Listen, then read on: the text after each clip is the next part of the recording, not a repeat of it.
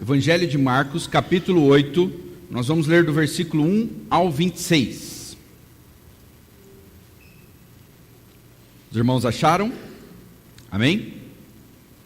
Diz assim: naqueles dias, aglomerando-se de novo uma grande multidão, e não tendo eles o que comer, Jesus chamou os discípulos e disse-lhes: tenho compaixão desta multidão, porque já faz 3 dias que estão comigo, e não tenho o que comer. Se eu mandá-los para casa sem comer, desfalecerão pelo caminho, e alguns vieram de longe. Então os discípulos lhe perguntaram: onde alguém poderia arranjar pão para satisfazê-los aqui neste lugar deserto? Jesus lhes perguntou: quantos pães tendes? Responderam: 7. Então mandou ao povo que se assentasse no chão. E tomando os 7 pães, havendo dado graças, partiu-os e os entregou aos seus discípulos para que os distribuíssem. E eles os distribuíram entre a multidão. Tinha também alguns peixinhos, pelos quais deu graças, ordenando que fossem distribuídos. Todos comeram e ficaram satisfeitos, e encheram 7 cestos com os pedaços que sobraram. Cerca de 4.000 homens estavam ali. Jesus mandou-os para casa. E entrando logo no barco com seus discípulos, foi para as regiões da Dalmanuta. Então vieram os fariseus e começaram a discutir com Jesus, pedindo-lhe um sinal do céu para o colocar à prova. Depois de suspirar profundamente no íntimo, disse: por que esta geração pede um sinal? Em verdade vos digo que não será dado sinal algum a esta geração. E deixando-os, tornou a entrar no barco e foi para o outro lado. Os discípulos esqueceram-se de levar pão, e tinha apenas um pão no barco. E Jesus advertiu-os: atenção, guardai-vos do fermento dos fariseus e do fermento de Herodes. E eles discutiam entre si, dizendo: é porque não temos pão. Ao perceber isso, Jesus lhes disse: por que discutis por não terdes pão? Ainda não compreendeis? Não entendeis? O vosso coração está endurecido? Tendes olhos e não vedes? Tendes ouvidos e não ouvis? Não vos lembrais? Quando parti os 5 pães para os 5.000, quantos cestos cheios de pedaços recolheste? Eles responderam: 12. E quando parti os 7 pães para os 4.000, quantos cestos cheios de pedaços recolhestes? Eles responderam: 7. E ele lhes disse: não entendeis ainda? Então chegaram a Betsaida e trouxeram-lhe um cego, rogando-lhe que o tocasse. Jesus tomou o cego pela mão, levando-o para fora do povoado, e cuspiu-lhe nos olhos. Depois, impondo-lhe as mãos, perguntou: vês alguma coisa? E levantando os olhos, ele disse: vejo os homens andando, como se fossem árvores. Então Jesus voltou a colocar as mãos sobre os olhos dele, e ele começou a ver claramente e ficou restabelecido, pois enxergava todas as coisas com nitidez. Em seguida, Jesus mandou para casa, dizendo: não entres no povoado. Até aqui a palavra de Deus. Vamos orar mais uma vez. Senhor, nós te agradecemos pelo Evangelho de Marcos, por esse texto tão rico, Pai. Nos ajude, Senhor, a compreender as verdades que estão aqui, Pai. E renova-nos, ó Deus, nessa noite. Eu sei, Pai, que muitas pessoas chegam aqui, Pai, cansadas emocionalmente, cansadas fisicamente. E eu te peço nesta noite que o Senhor derrame do teu Santo Espírito e nos renove, Pai. Eu sei também que existem pessoas que podem estar no nosso meio e ainda não são salvas. Por isso eu te peço, ó Deus, tenha misericórdia e salve pessoas aqui hoje, ó Deus. Assim como um dia o Senhor salvou a vida de muitos, ó Deus, que estão presentes aqui. Assim como um dia o Senhor nos salvou, teve misericórdia de nós, veio ao nosso encontro, abriu os nossos olhos. Eu te peço, salve, Pai, Eu sei que o Senhor é poderoso e pode fazer isso. E nós te pedimos que Jesus Cristo seja exaltado. E é no nome dele que nós oramos. Amém. Eu já contei para vocês a história de John Newton. Já, né? Mas eu vou contar de novo. John Newton, ele nasceu no dia 24 de julho de 1725. E ele nasceu num lar cristão. A sua mãe ensinava a palavra de Deus para John Newton. E ela ensinava e fez com que ele decorasse capítulos inteiros da Bíblia. Mas infelizmente a mãe de John Newton morreu com 7 anos. Quando ele tinha 7 anos de idade, a mãe dele morreu. Depois o pai dele se casou novamente e teve outros filhos e foi deixando meio que John Newton de lado. Essa é a história que os biógrafos eles contam. E John Newton, com 11 anos de idade, ele começou a viajar de navio, a fazer as suas primeiras viagens de navio. Depois, ainda jovem, ele se tornou capitão de um navio. Mas não era um navio qualquer, era um navio negreiro. Era um navio que transportava escravos. Eles eram pegos na África e trazidos para a Europa e para as Américas também. E numa dessas viagens, o navio quase afundou. E aí John Newton se lembrou dos ensinos de sua mãe. Ele estava no meio de uma grande tempestade e ele orou ao Deus da sua mãe. E Deus ouviu a sua oração. Só que John Newton fez uma promessa, que se aquela tempestade se acalmasse, ele se voltaria para Jesus Cristo. O navio ainda ficou à deriva por 1 mês ao mar. Mas quando eles chegaram em terra firme, John Newton foi logo procurar uma igreja e fez um propósito de não falar mais palavrão. Olha que coisa engraçada. De não falar mais palavrão. E ele diz que tudo isso que aconteceu na vida dele foi por causa de um hábito. Ele afirmou: a força do hábito, o exemplo e o interesse comercial, o interesse por dinheiro, cegaram meus olhos. Por isso que ele se tornou um mercador de escravos. Por causa do hábito, do exemplo, do interesse comercial, financeiro, isso fez com que seus olhos se tornassem cegos para o que ele estava fazendo, os horrores do que ele estava praticando. Naquela época, quando alguns escravos tinham uma simples diarreia, todos eles, ou quase toda a embarcação era jogada viva ao mar. E John Newton provavelmente viu isso muitas vezes e participou disso. E até consentiu para que isso acontecesse. Mas ele se converteu. E o processo de conversão dele não foi fácil. Foi uma luta diária. Muitas vezes ele tinha dúvida se ele era salvo. Muitas vezes ele perguntava a si mesmo: será que realmente Deus me salvou? Um homem como eu, um mercador de escravos, será que tem jeito para mim? Olha o que ele escreveu. Ele, conversando com um amigo, ele diz: eu comecei a entender e a ter esperança de ser preservado e salvo, não por meu próprio poder e santidade, mas pelo imenso poder e promessa de Deus, através da fé num Salvador imutável.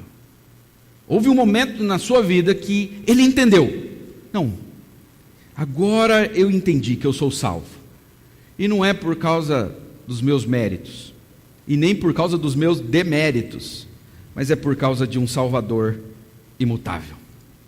Nessa noite nós vamos ver o seguinte: que o reino de Deus, ele se estende a todas as pessoas, a todos os tipos de pessoas, inclusive pessoas como John Newton.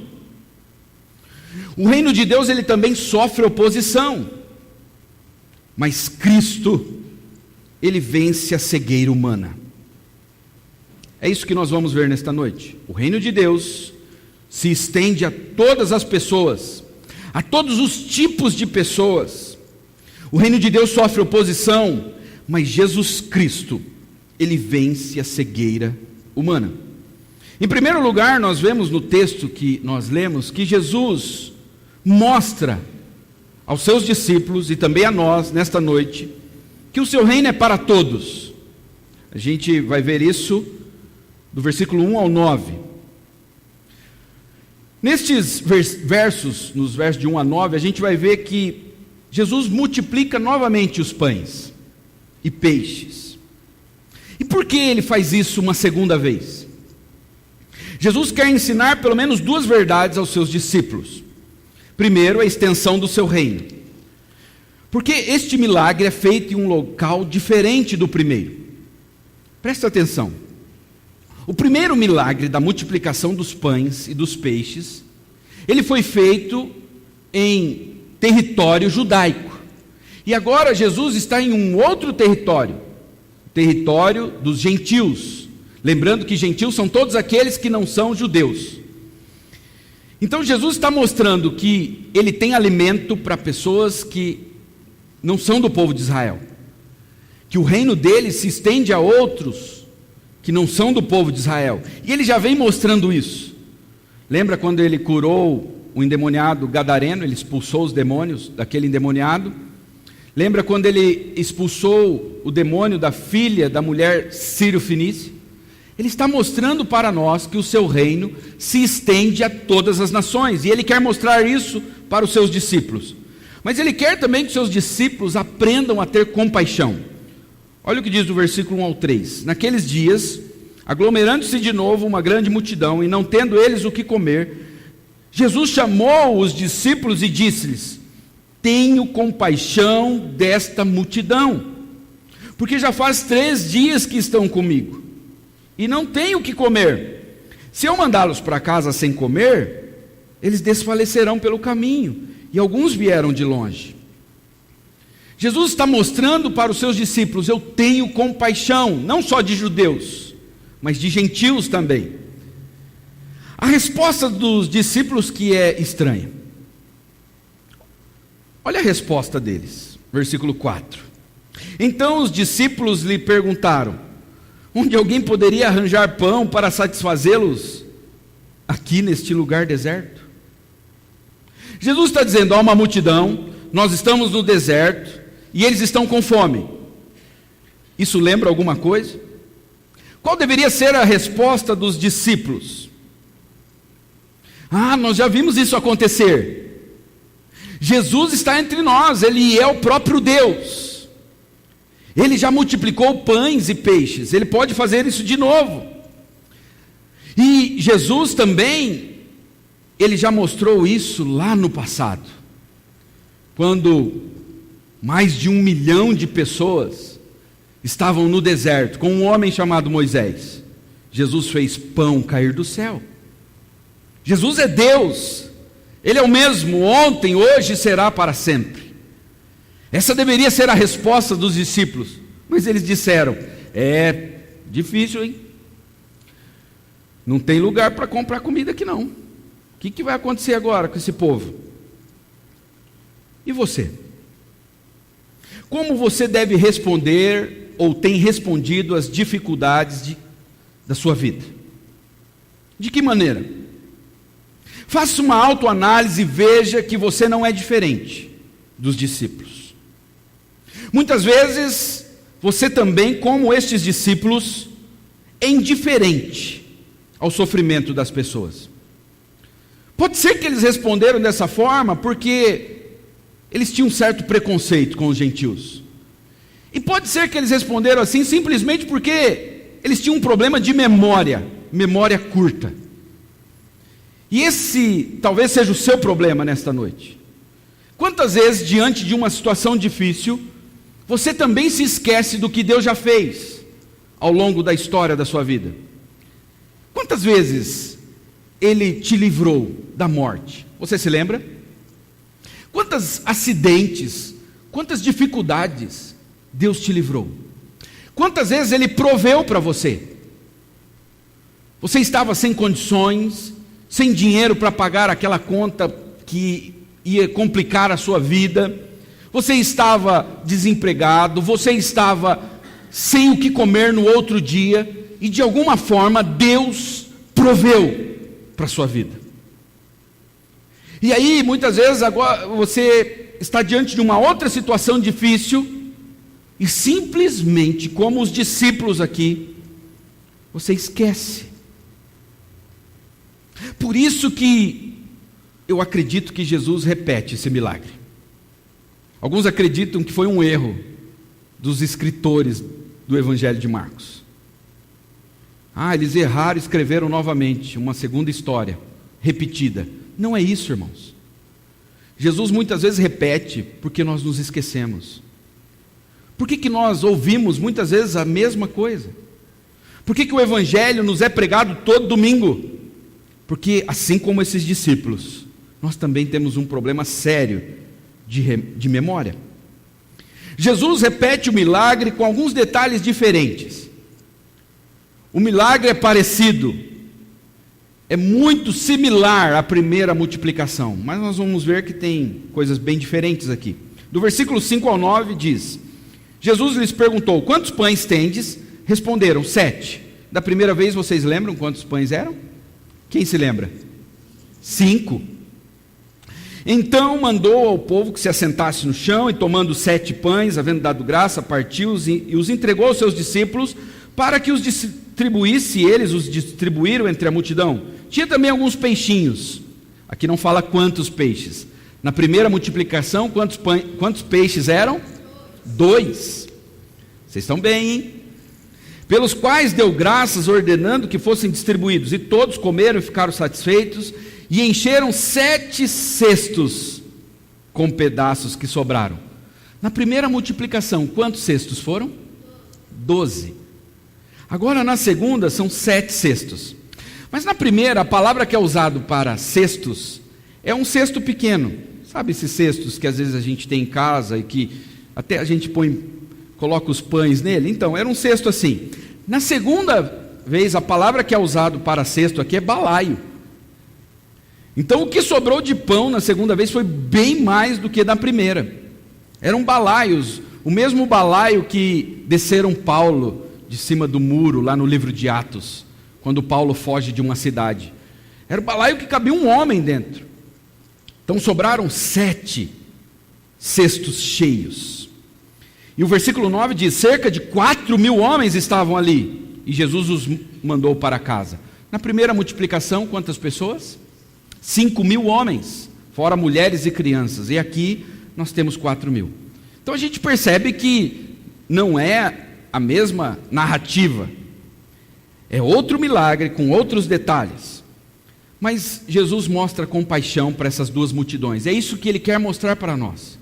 Ele tem compaixão do povo judeu, mas tem compaixão também dos gentios. Deus tem compaixão de todas as pessoas, irmãos, todas, de todos os tipos de pessoas, aqueles que você nem imagina. Será que há salvação para essa pessoa? A Bíblia vai nos mostrar que existe esperança, que há salvação para todos os tipos de pessoas. Esse é o nosso primeiro ponto. O segundo ponto, Jesus mostra que seu reino enfrenta oposição. Do versículo 10 ao 12 diz: e entrando logo no barco com seus discípulos, foi para as regiões de Dalmanuta. Então vieram os fariseus e começaram a discutir com Jesus, pedindo-lhe um sinal do céu para o colocar à prova. Depois de suspirar profundamente no íntimo, disse: por que esta geração pede um sinal? Em verdade vos digo que não será dado sinal algum a esta geração. Jesus acabou de fazer um grande milagre. Provavelmente essa notícia chegou aos ouvidos dos fariseus. E os fariseus foram logo conversar com Jesus. Mas a palavra que é usada aqui para essa conversa é discussão. E não é uma discussão qualquer, é uma discussão hostil com Jesus. Os fariseus pedem um sinal: você é mesmo o Messias? Então prova para nós que você é o Messias. Você é mesmo o Filho de Deus, enviado por Deus? Então mostre para nós, nos dê um sinal, mas não um sinal da terra, um sinal do céu. Porque até agora, todos os milagres que você fez são sinais realizados na terra. Você expulsou demônios, curou enfermos, curou cegos, leprosos, você multiplicou pães. Mas eu quero ver você fazer um sinal como Moisés, por exemplo. Eu quero ver, não pães sendo multiplicados, mas pães caindo do céu. Nós queremos ver um milagre como nos dias de Elias, por exemplo. Elias orou e Deus mandou fogo do céu. É isso que nós queremos ver. Jesus suspirou, de nervoso. Ele disse: nenhum sinal será dado para vocês. É isso que nós vemos, irmãos. Oposição. Milhares e milhares de milagres acontecendo, mas aquelas pessoas não queriam crer. Os fariseus não queriam crer. Na verdade, eles queriam arrumar alguma coisa, algum pretexto para poder matar Jesus, para chamá-lo de herege. E nós vamos ver que essa oposição não é nova. Ela é bem antiga, ela começou lá no Éden. O reino de Deus sempre teve oposição. Esta oposição começou com a serpente, se opondo à palavra de Deus e levando outras pessoas a se opor à palavra de Deus.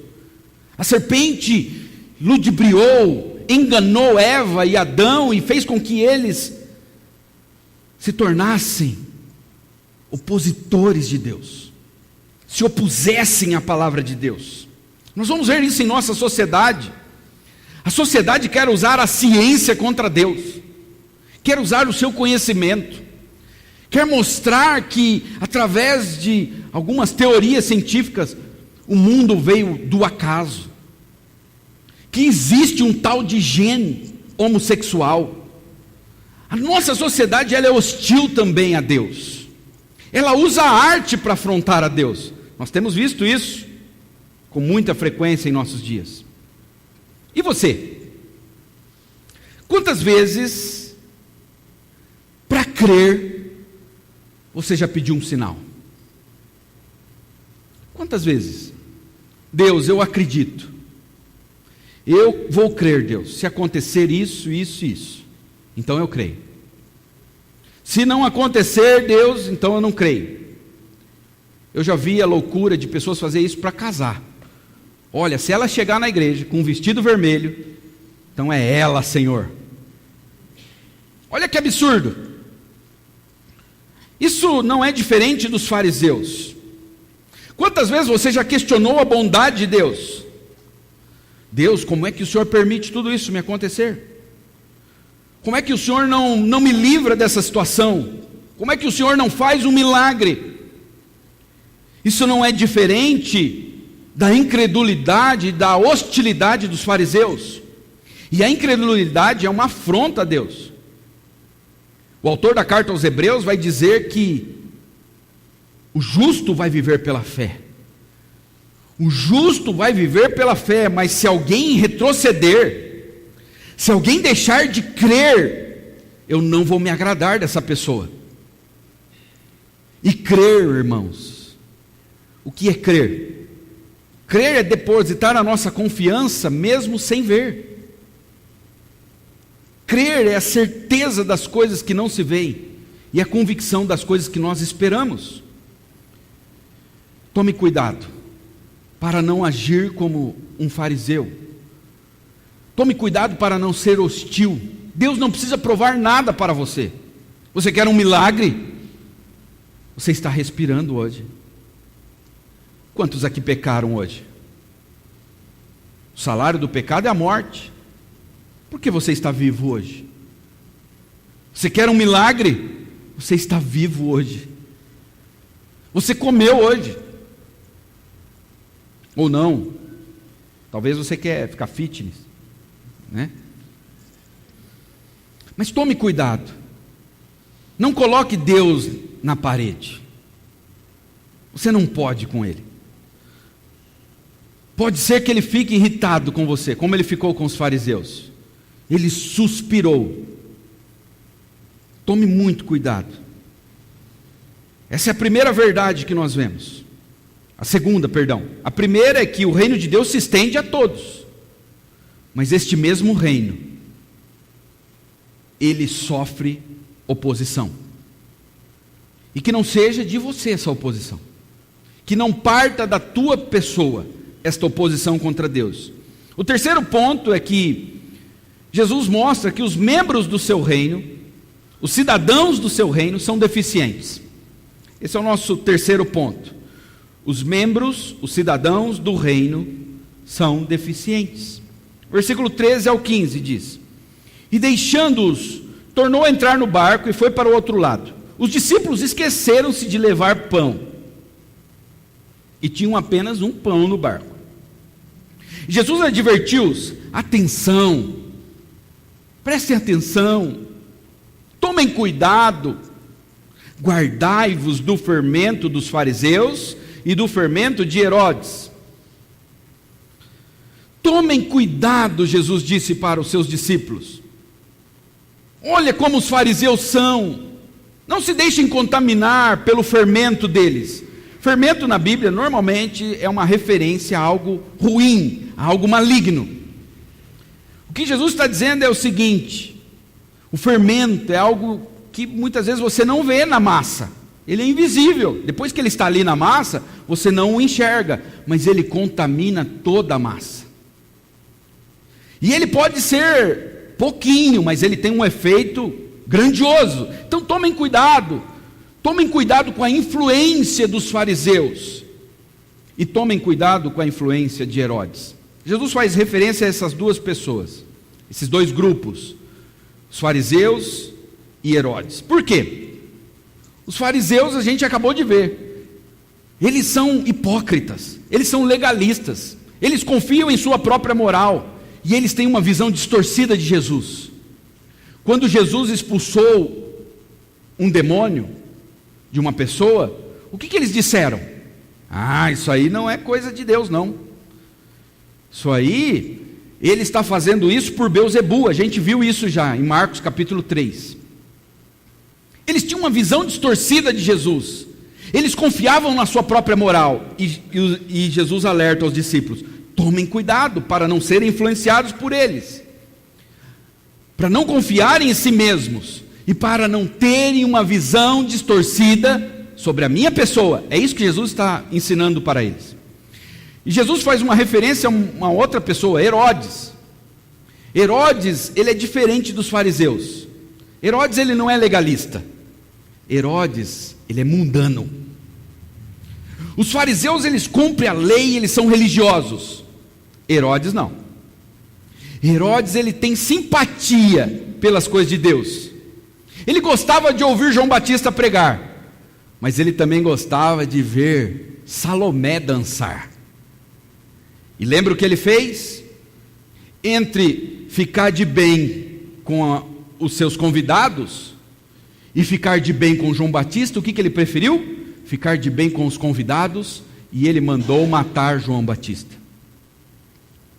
Esse é Herodes. O que Jesus está dizendo é o seguinte: tomem cuidado com os legalistas, aqueles que confiam na sua própria moral, e tomem cuidado para não serem influenciados pelos mundanos, aqueles que têm simpatia, gostam até de cantar, gostam de vir na igreja, gostam de cultuar, mas também gostam de ver coisas que não devem ser vistas na televisão, gostam de ouvir coisas que não devem ser ouvidas, gostam de falar coisas que não devem ser faladas. Eles tinham uma visão distorcida de Jesus, tanto os fariseus como Herodes. Quando Herodes soube que Jesus estava fazendo um monte de milagres, o que Herodes disse?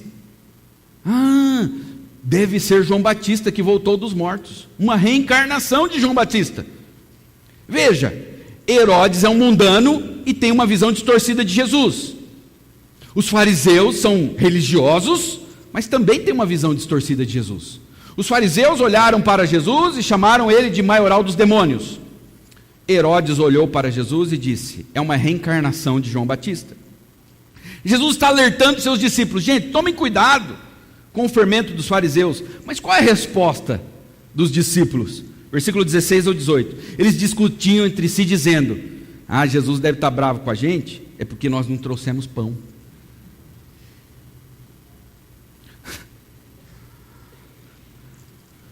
Ao perceber isso, Jesus lhes disse: por que discutides não terdes pão? Ainda não compreendeis? Não entendeis? Vocês têm um problema de entendimento? O vosso coração está endurecido? Vocês têm olhos, mas vocês não veem? Vocês têm ouvido, mas vocês não ouvem? Vocês não lembram? Vocês têm problema de memória? Vocês estão preocupados com pão? Lembram que eles só levaram um pão dentro do barco? Gente, com 7 pães, Jesus alimentou 4.000. Com 5 pães, Jesus alimentou 5.000. Agora tem 12 no barco, mais Jesus, 13. E só tem um pão. Vocês não se lembram? Então Jesus faz várias perguntas para ajudar eles. Percebam, irmãos, os cidadãos do reino de Deus, eles são deficientes. Então Jesus pergunta: vocês não têm compreensão? Vocês não têm entendimento? Vocês têm um problema no coração? Vocês são cegos, surdos? Vocês têm problema de memória? Vocês sofrem de um tipo de Alzheimer espiritual? E você, que está aqui nessa noite? Às vezes, também, você tem problema de compreender? Será que Deus tem que, muitas vezes, repetir para você? Você também tem problema de entendimento, coração duro, cegueira? Às vezes as coisas estão diante dos seus olhos e você não quer ver. Quantas vezes você tem problema de surdez? Deus fala, fala, fala, e você vai lá e faz tudo diferente. Não pense que é só seu filho de 5 anos que faz isso. Às vezes eu falo com os meus filhos: faz isso. Mas a Carla: faça isso, faça isso. E a gente tem uma fala. A gente sempre dá uma ordem, e aí a gente pergunta: você entendeu? E eles respondem: sim, eu entendi. E aí eles vão, fazem tudo diferente. E a gente fica irritado. Mas aí Deus, muitas vezes, irmãos, Davi vai saber disso agora, muitas vezes Deus fala: e você? Quantas vezes eu falo para você: não faz isso, não faz isso? Você entendeu, Fernando? Eu digo: eu entendi, Senhor. E você vai lá e faz diferente. Você também é deficiente, você tem um problema sério. Nós não somos diferentes dos discípulos. Por isso que Deus está sempre repetindo. Jesus refresca a memória dos discípulos. Versículo 19 ao 21, ele diz: quando partiu 5 pães para 5.000, quantos cestos cheios de pedaços vocês recolheram? E eles responderam: 12. Imagina Jesus perguntando: vocês estão preocupados porque vocês só trouxeram um pão? Espera aí. Quando eu parti os 7 pães para os 4.000, quantos cestos cheios de pedaços vocês recolheram? Eles responderam: 7. E aí no 21 ele diz: e ele lhes disse: não entendeis ainda? Vocês estão preocupados com coisas insignificantes. Eu estou falando de algo sério, gente. Eu estou falando sobre a influência da religiosidade e da influência do mundanismo. E vocês estão preocupados, achando que eu estou preocupado, porque vocês só trouxeram pão.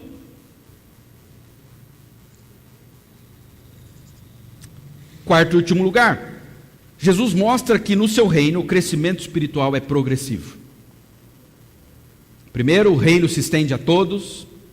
Em segundo lugar, esse reino sofre oposição. Em terceiro lugar, os cidadãos do seu reino são deficientes, são falhos. Em quarto lugar, ele vai mostrar: sim, esses cidadãos são falhos, mas eles vão crescer. Mas esse crescimento não é da noite para o dia. Ele é um crescimento progressivo. Versículo 22 e 23 diz: então chegaram a Betsaida e trouxeram-lhe um cego, rogando-lhe que o tocasse.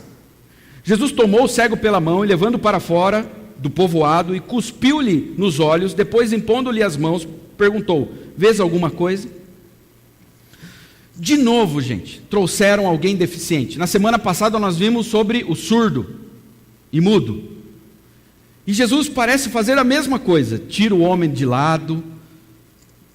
Olha o que ele está fazendo. Jesus está mostrando novamente para os seus discípulos como que ele trata as pessoas com deficiência, com compaixão. Ele não quer expor as pessoas. E Jesus novamente usa um método nada convencional, diferente de todas as coisas que ele já fez, dos tipos de milagres que ele já fez. Ele cuspiu no olho do cara. Da outra vez ele cuspiu na mão e colocou os dedos na boca do gago, do mudo, e colocou os dedos no ouvido do surdo. E agora ele gospe no olho. Versículo 24 ao 26 diz: e levantando os olhos disse: vejo homens andando como se fossem árvores. Só que agora o milagre é diferente. Aquele homem não passou a ver assim, ó. Primeiro ele começou a ver as coisas meio embaçadas. Ele disse: eu estou vendo, mas são homens como se fossem árvores, mas árvores não andam. Então ele entendia que deveriam ser pessoas, mas aquelas pessoas não estavam parecendo como pessoas, estavam parecendo como árvores. Versículo 25 e 26. Então Jesus voltou a colocar as mãos sobre os olhos dele, e ele começou a ver claramente, e ficou restabelecido, pois enxergava todas as coisas com nitidez. Mas isso na segunda vez. Em seguida Jesus mandou para casa, dizendo: não entres no povoado. Essa cura ela foi por etapas. Por quê? Estudando vários comentaristas, nenhum deles se arriscou a dizer alguma coisa. Jesus tinha poder para curar aquele homem só com a fala: veja, e aquele homem poderia ver. Ele gospe no olho, um método nada convencional pela forma como ele vem fazendo milagres. E aquele homem não vê na primeira vez, mas quando Jesus coloca novamente agora suas mãos em seus olhos. Por que isso? A única pessoa que falou, se arriscou a falar alguma coisa, foi um homem chamado John Stevenson, apresentado a mim pelo nosso irmão Jader. John Stevenson, ele diz o seguinte: por que essa cura ocorreu por etapas? Jesus não conseguiu curar o homem de uma só vez? Sim, ele poderia, mas essa cura é um paralelo ao trabalho espiritual que Jesus vai fazer na vida dos discípulos. Eu acho, e eu também acho, tá? Que é por isso que a cura é realizada por etapas. Jesus está mostrando: meus discípulos, eles têm problema de memória, eles têm dificuldade para ver, mas um dia eles vão ver de forma mais nítida. E ele está usando aquele milagre para mostrar que ele vai fazer isso. Você consegue também perceber isso em sua vida? Você se lembra quando você se converteu? Como que era o seu entendimento das Escrituras, por exemplo? E como é hoje? Eu tenho ouvido com muita frequência de muitas e muitas pessoas que frequentam a nossa igreja: pastor, eu tenho dificuldade de entender. Quantas pessoas já me falaram isso? Pastor, eu leio, mas eu não entendo, é difícil para mim. Sim. Por quê, irmãos? Porque os cidadãos do reino, eles são deficientes. Nós somos como os discípulos. E quando a gente acha que está entendendo, que a gente se forma e tem um diploma de teologia, aí a gente começa a ver que a gente não entendeu é nada. É assim, irmãos. Você é no mínimo, se você não é cego espiritualmente, você é no mínimo míope. Você é ovelha de Jesus. Vocês sabiam que as ovelhas não enxergam? Elas têm um grau de miopia que elas não enxergam um palmo na frente. Aí você vai entender o Salmo 23, por que elas devem ser guiadas a águas tranquilas. As ovelhas não apenas têm um problema de visão, elas têm um problema de olfato. Praticamente quase todos os animais conseguem detectar água pelo olfato. Alguns detectam água a quilômetros de distância. Uma ovelha ela pode morrer de sede a poucos metros de um lago. Nós somos deficientes, irmãos. Nós não enxergamos direito. Nós temos problema para ouvir. Nós temos problema para perceber o que Deus está fazendo. Nós temos dificuldade para entender muitas vezes a pregação. E aí eu te pergunto, você tem paciência com aqueles que não conseguem enxergar como você está enxergando hoje? Talvez você já está numa fase mais adiantada. Talvez você já está vendo melhor. E como que você lida com aqueles outros que estão chegando agora? Você tem paciência com eles? O que nós precisamos ver nesta noite é que todo milagre de Jesus aponta para Jesus como Deus. Todo milagre que Jesus fez estava mostrando que Ele é Deus. Tudo que está acontecendo aqui está mostrando para nós que algo está errado com este mundo. Não era para ter pessoas com fome. Não era para ter pessoas cegas, surdas, mudas. Não era para ter imoralidade sexual. Não era para haver divórcio. Não era para haver violência, guerra. Algo está errado com este mundo e Jesus veio para restaurar todas as coisas. É isso que os milagres estão nos mostrando. Então, como nossa cegueira é resolvida? Jesus é o cumprimento de uma profecia. A profecia de Isaías 35, versículo 3 e 4.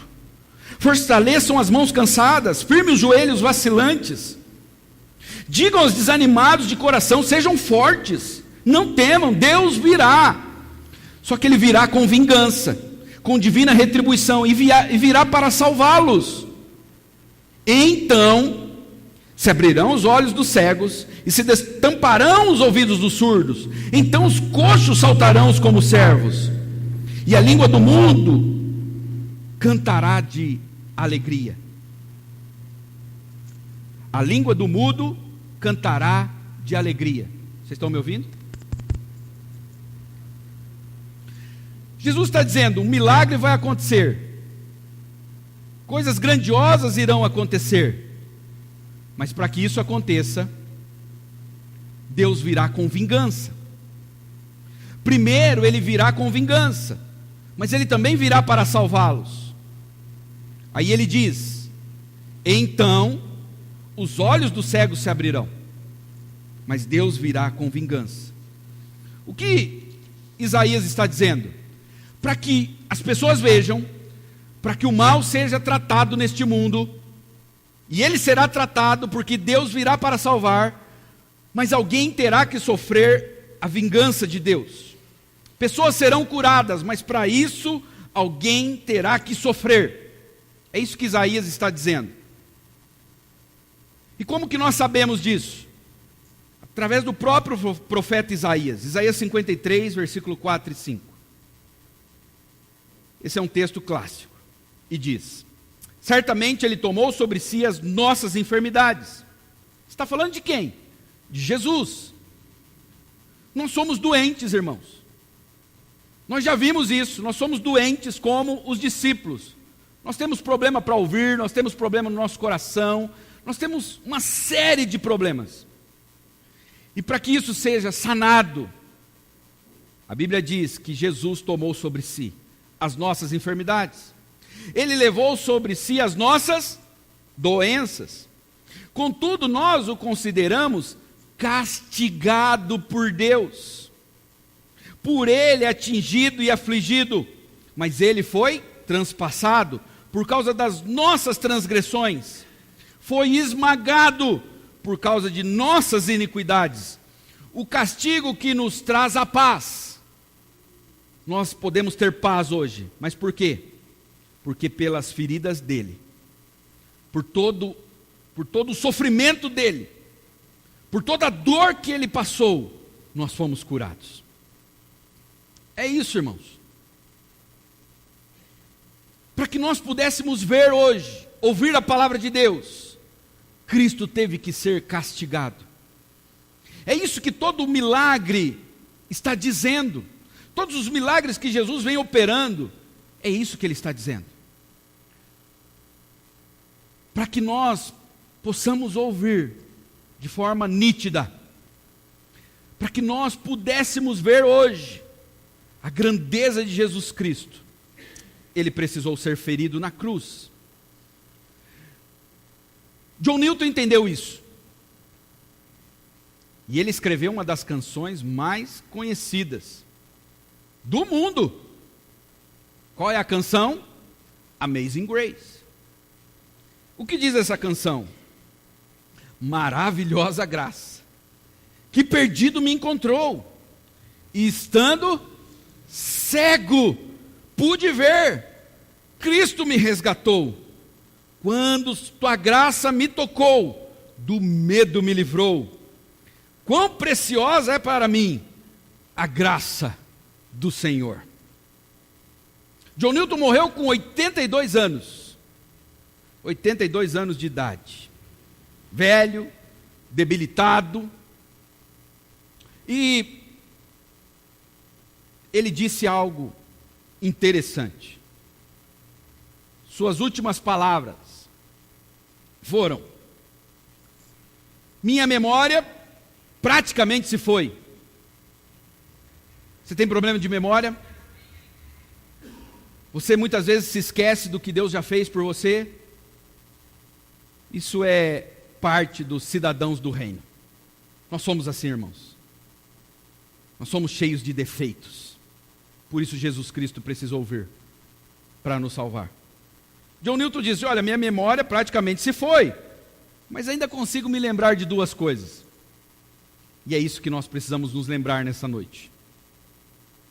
Eu sou um tremendo pecador.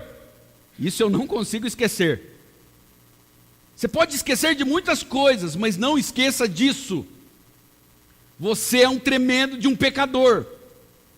Mas a segunda verdade,